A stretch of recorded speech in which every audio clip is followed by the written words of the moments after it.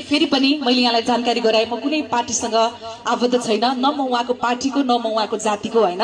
So जात धर्म party भन्दा पनि ठुलो कुरा भनेको हामी नेपाली हो र यस नेपाललाई माया गर्ने हामी एक मानव हो खासमा होइन। सो उहाँको चाहिँ एउटा व्यक्तित्व मलाई असाध्यै धेरै लोभलाग्दो व्यक्तित्व मलाई मनपर्छ। सो मेरो व्यक्तिगत नितान्त व्यक्तिगत विचार हो। उद्घोषकले एउटा अतिथिको विषयमा यति धेरै बोलिराख्दाखेरि तपाईँहरूलाई नमजा पनि लाग्न सक्ला कता कता, र त्यस्तो रूपमा नलिदिनु होला। मेरो भित्रबाट मनमा लागेको कुरा आज मैले पहिलोचोटि मञ्च पाउँदैछु र पहिलोचोटि उहाँलाई देख्दैछु। यो कार्यक्रम र उहाँसँग रिलेटेड मञ्च है, फेरि नत्र मञ्चहरू त धेरै नै हो। र खासमा उहाँको विषयमा मलाई एउटा भनाइ भन्न मन लाग्यो।